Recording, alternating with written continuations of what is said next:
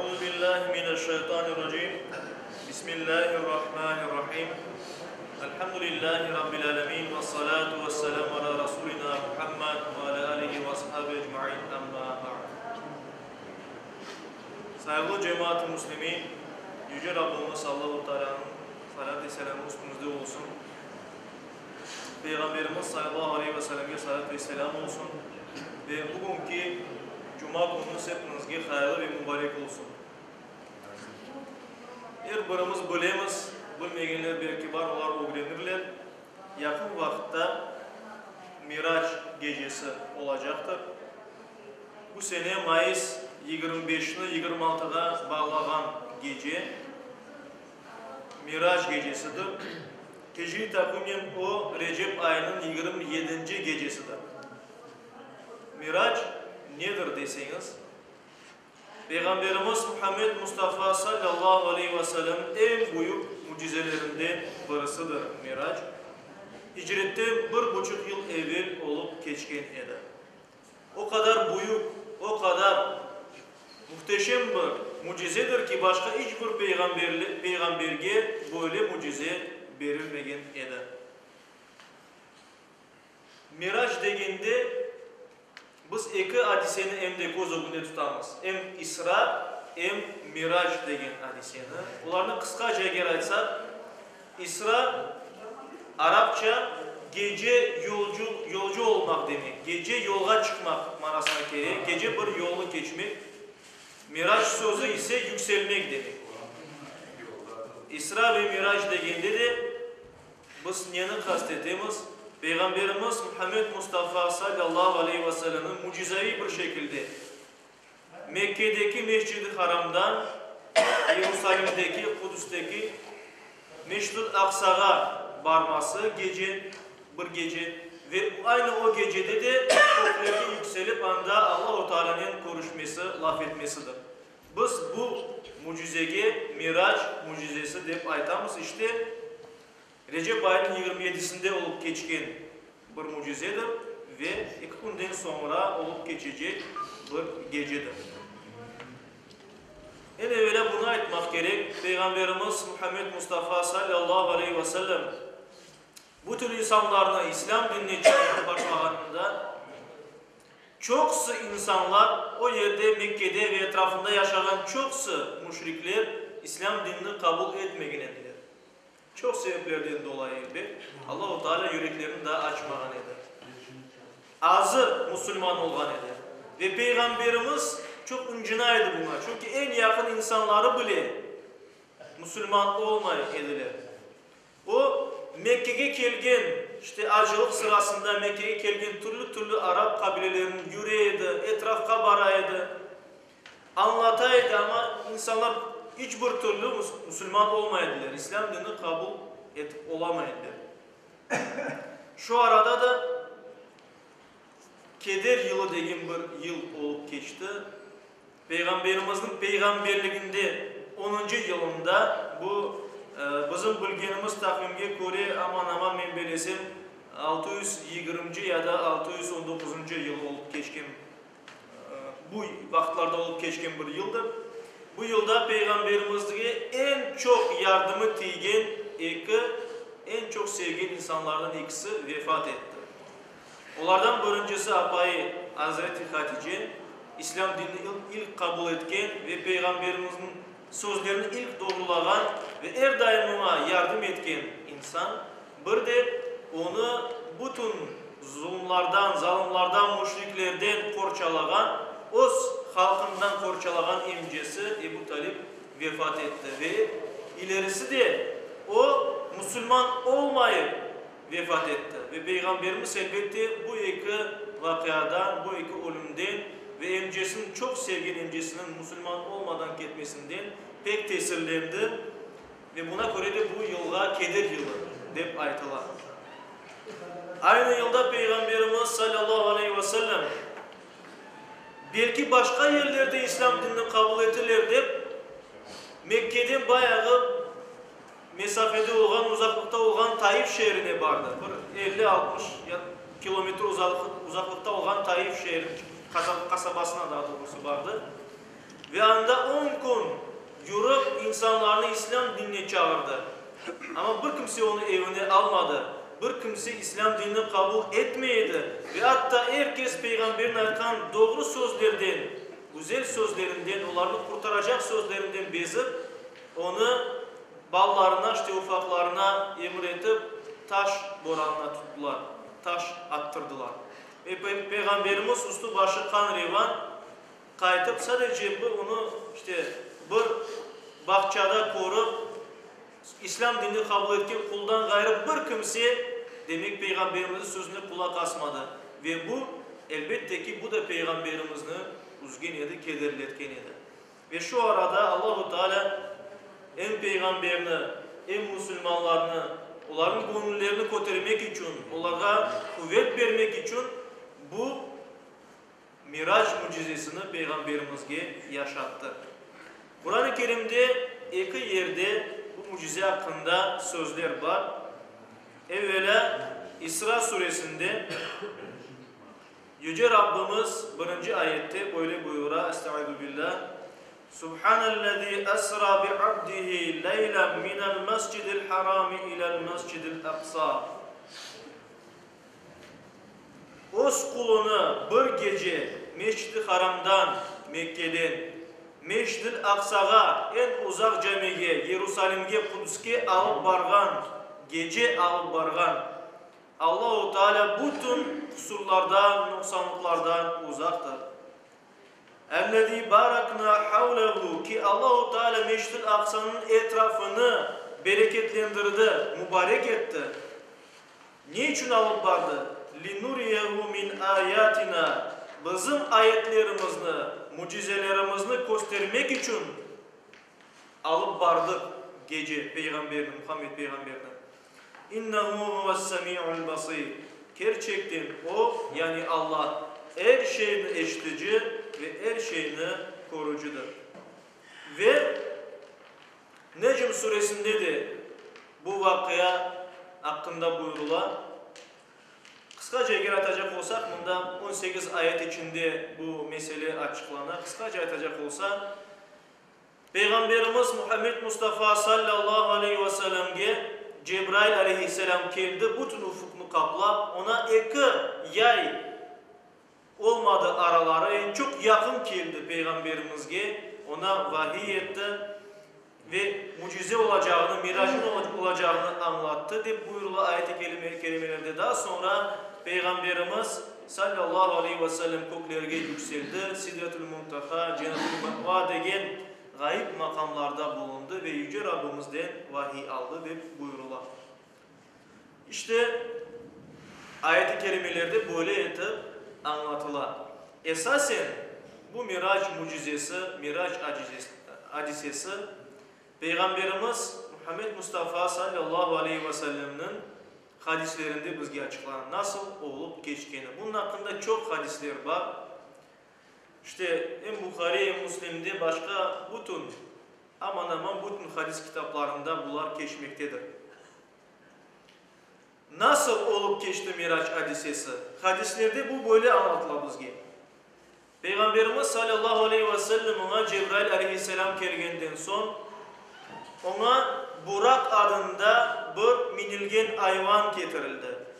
Hadislerde keçkenine göre beyaz tüste atka ya da katırga oşağan ve cennetlik bir hayvan getirildi.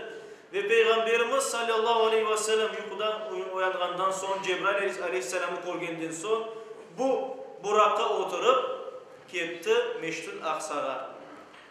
Yani Kudüs, Yerusalim şehrine. Bilirsiniz Mekke'nin Yerusalim arasında binlerce kilometre uzaklık mesafe var. Ama Peygamberimiz kısa bir vakit içinde anda varıp yetti. Yolda Musa aleyhisselam, Musa peygamber makamı degen bilingen yerde toktap anda 2 rekat namaz kıldı. Daha sonra da Mescid-i Aksa'nın özüne varıp yetti. Ve anda bütün peygamberlerle konuştu. Hadislerde geçkeni daim İsa peygamber, Musa peygamber, İbrahim peygamber, Allah onların hepsine selam yetkizsin. İşte onların hepsine konuştu ve anda imam olup onlara 2 rekat namaz kıldırdı. Bu namazdan sonra Peygamberimiz sallallahu aleyhi ve sellem'ge iki kap getirildi. Yani iki bir savut getirildi. İki savut getirildi. Savutun birisinde şarap var idi. Savutun ikisinde süt var idi. Ve Peygamberimizge böyle buyuruldu. İstegenini al. Yani bu ikisinden istegenini sayla. Ve Peygamberimiz sallallahu aleyhi ve sellem süt olan savutunu sayladı. Ve Cebrail aleyhisselam meleklerinin buyruğu da ona aitti. Sen fıtratını sayladın. Yani sen insanın tabiatına uygun olan, tabiatından olan bir şeyini sayladın. Eğer şarapını alsaydın, senden sonra, yani senin vefatından sonra ümmetin yolundan şaşırır, yolunu şaşar idi. Sütünü sayla fıtratka yöneldi, ümmetin de fıtratka yöneldi. Yani insana tabiatına uygun şeyini sayladı. Şarap da sizge haram edildi buyuruldu ve gerçekten birkaç yıldan sonra Müslümanlar Mekke'ye hicret etkenden son şarap bütün Müslümanlara Kur'an-ı Kerim'de emredildiğine dair yasak edildi, haram edildi. Böylece İsra hadisesi olup geçti. Bundan sonra Miraç, yani Peygamberimizin koterilmesi, yükselmesi mucizesi başlandı. Peygamberimiz sıra sıra koklarının bütün tabakalarına, yani semalarını bilemiz 7 kok. 7 kokun her birisinden geçti ve bu koklarda peygamberlerle konuştu. Birinci kokte Adem aleyhisselam, ikinci kokte Yahya ve İsa peygamberlerle. Daha sonraki koklarda ise Yusuf aleyhisselam, sonra İdris aleyhisselam, sonra Harun aleyhisselam, sonra Musa aleyhisselam ve en sonunda da İbrahim aleyhisselam'la konuştu.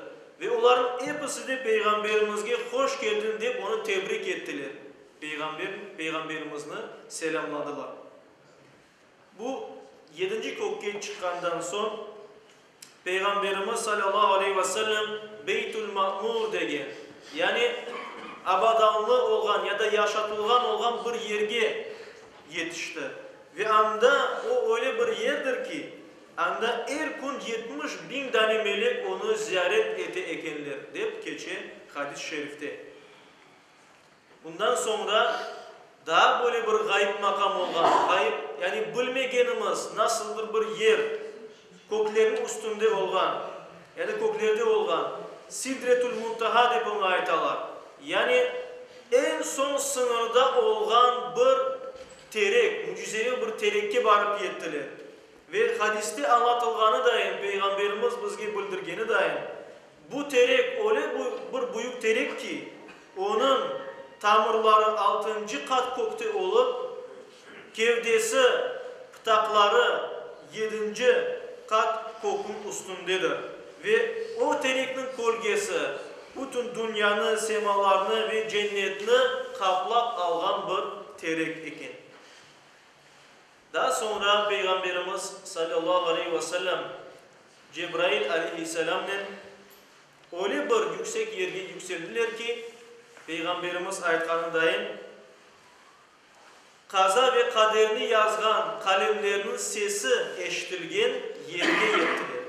Yani lef-i mahfuz degen her bir insanın bu dünyada olacak her bir şeyinin takdiri yazılgan yerge yettiler ki anda bu sesini eşitken edilir. Ve Peygamberimiz sallallahu aleyhi ve sellem oğuzu bu yerden Rabbisine yükselgen edi.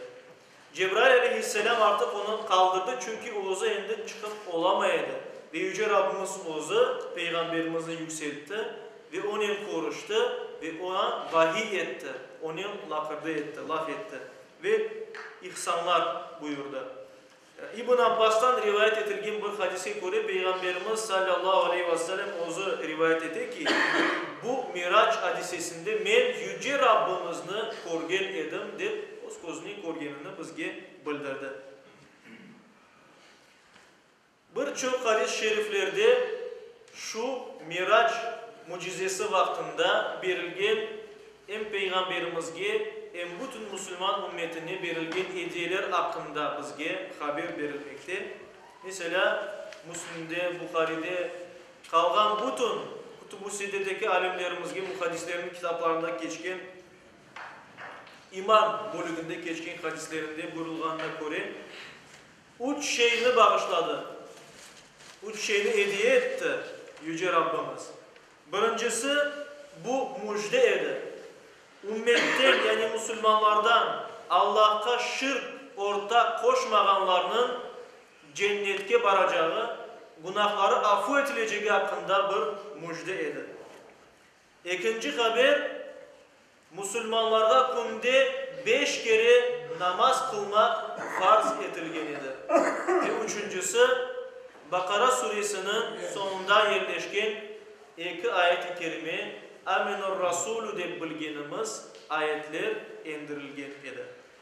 İşte eğer biz bu kelgenlerge bir dikkat etsek görürüz ki en evvela müjde Müslümanların kim yüreğinde zerre kadar imanı olsa o insan büyük günahlar yapsa da Allah-u Teala onu mutlak cennetke alıp varacağını vaat etti, müjde verdi ama odur ki eğer günahlarından peşman olmasa ve Yüce Rabbimiz onun günahlarını bağışlamasa onun cezasını cehennemde görecektir. Sonra ama en sonunda mutlak ki cennetke varacak. Çünkü onun yaşayışını manalı etken, onun yaşayışını doğru etken diye sevap kazandırgan imanı var edi. İşte saygılı cemaat ona göre ki her birimiz dua etkenimizde biz bir de sık sık dua etmek gerekmiz. Yüce Rabbimiz son nefesimizde hepimizde imanlı olarak nefesimizin alsın ve cenaze duasını da mesela etkende biz cenaze işte namazını kılganda cenaze duasını okuyumuz. Şu yerde de dua etkende Arapça kısmında ayetimiz Yüce Rabbimiz kim bizlerden kimni vefat ettirse imanla vefat ettirsin deyip dua etmez. Ve böyle dua etmek doğru ve gerektir. Çünkü imanla vefat etmek Allah'ın razılığına yetmeye bir vesile ve cennetke varmakın bir vesilesi, sebebidir. İkincisi namaz emredildi. Hadislerde rivayet edildiğine göre Yüce Rabbimiz Peygamberimiz Muhammed Mustafa sallallahu aleyhi ve sellem'e 50 vakit namaz kılmakını emir etti. 50 vakit işte günde Müslüman 50 kere namaz kılacak idi.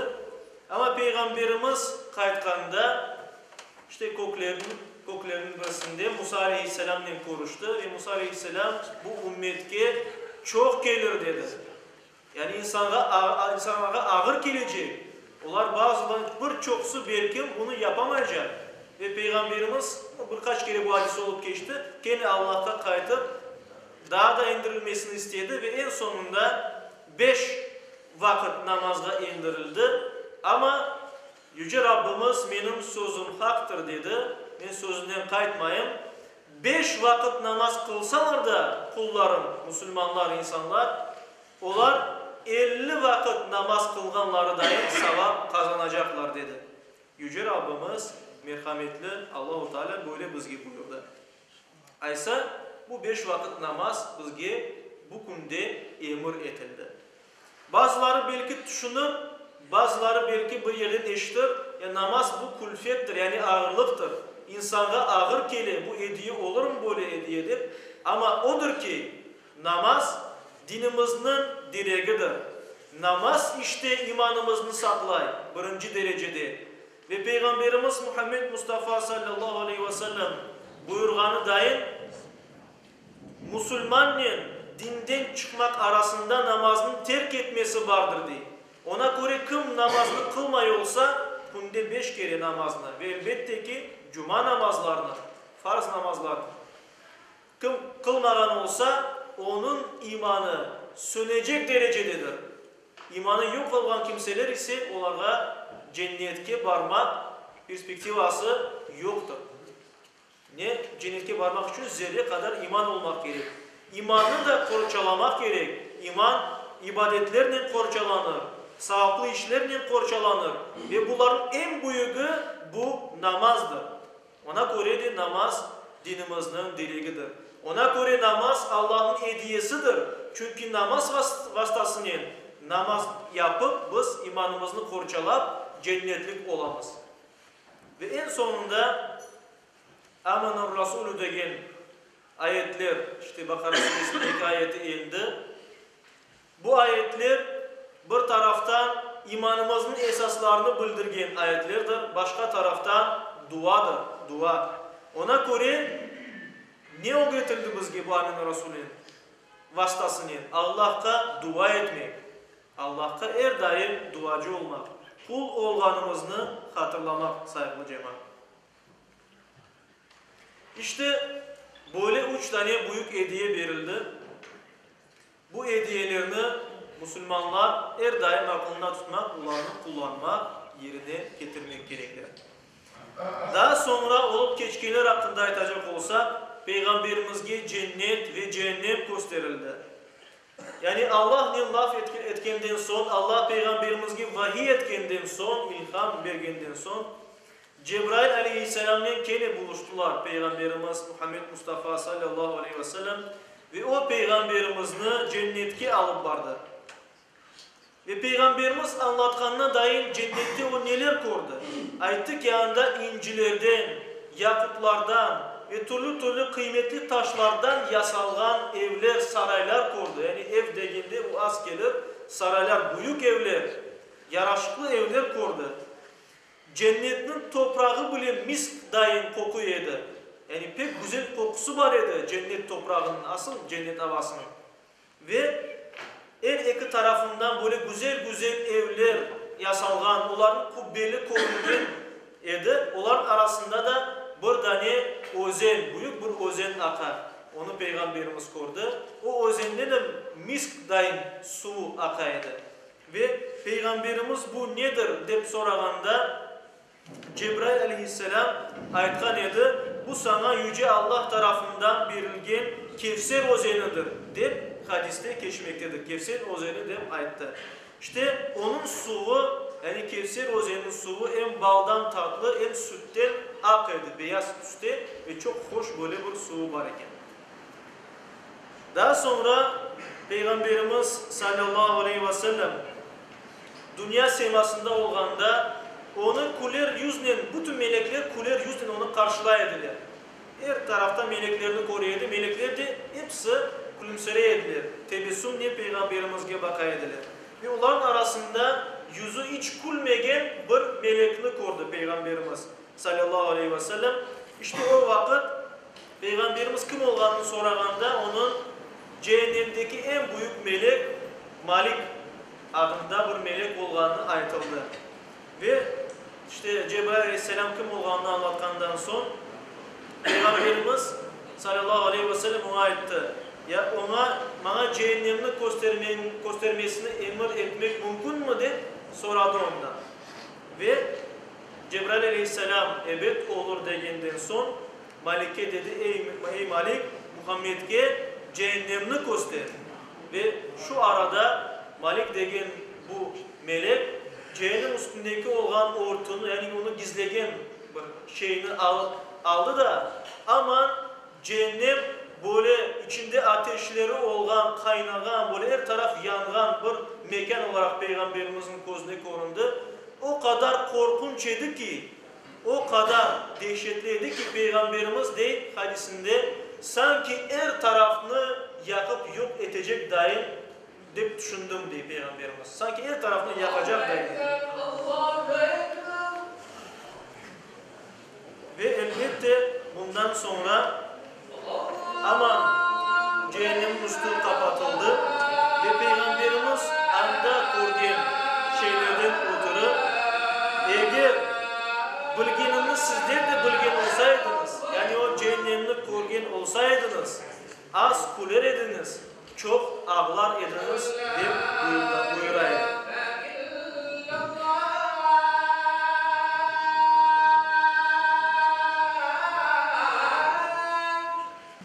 Hayırlı cemaat, iki sözle aysa vaazımı bitireyim. Miraç mucizesinden son Peygamberimiz sallallahu aleyhi ve sellem Mekke'ye kayıttı. Müşrikler evet ona inanmadılar, Müslümanlar inandılar. Şu cümlede Hazreti Ebu Bekir ve inandığını tasdik ettiği için ona Sıddık unvanı verildi. Peygamberimiz sallallahu aleyhi ve sellem ise Mekke'den Yerusalim'e Meşrul Aksa'ya barganda yolda görgenlerini, o yerde Yerusalim'de hiç olmasa da anda olganlarını anlatmasına bakmadan müşriklerinin çok söyleyip gene de ona inanmadılar. Çünkü Allah-u Teala daha onların yüreklerini dinge İslam'a açmagan idi. Ama elbet onun vakti da yakınlaşkan idi. Şimdi Miraç gecesi yakınlaştı. 25'ini 26'sına bağlanan Mayıs'ın 25'ini 26'sına bağlanan gece bu Miraç gecesidir. Bütün mübarek gecelerde olanı daim onlarını vesile bilip biz bu gecelerde daha ziyade Allah'a yöneleyin. Yani mesela bizge bu gece edi olarak verilgen namazını ya da dualarını türlü müjdelerini yerine getirip daha ziyade ibadet eteyik, namaz olsun, Kur'an okumak olsun, hayır, hasenat olsun, hayırlı işler, sevaplı işler becermek olsun, daha ziyade bunlarını yapayım. Yüce Rabbimiz hepimizge yapkan bu ibadetlerimizni en güzel şekilde makbul etsin. Amin. Ve kıskadan iki ilanını aytayım. Birincisi, Akmeşçit şehri ve rayonu boyunca sünnet yapılacak balalar 31. Mayıs 31'de saat 9'dan başlanacak. Sünnet yapılacak bu yerde. İkincisi de Muftiyatının resmi ilanının yarın ve öbürsü gün yani Mayıs ayının 24 ve 25. günleri camiler ve mezarlıklarını temizlemek ve abadanlaştırmak günleri olarak ilan edildi. Ona göre kimin çaresi olsa, kimin sahip kazanmak isteği olsa buyursunlar camilerimizni yaşatsın, mezarlıklarımızı temizlesin ve bu mübarek aksiyada katlaşsın. Yüce Rabbimiz hepimizge her daim doğru yolda olmak, dinimizni kütmek, öğrenmek, Miraç'ta bizge hediye etilgen, hususan namazga sahip çıkmak, yani onu yerine getirmek, her daim yaşamak nasip eylesin. Yakınlarımızla beraber Allah-u Teala'nın razılığına yetmeye nasip eylesin. İşte dualarımızın kabul olması için, Yüce Rabbimizin rızası için El Fatiha.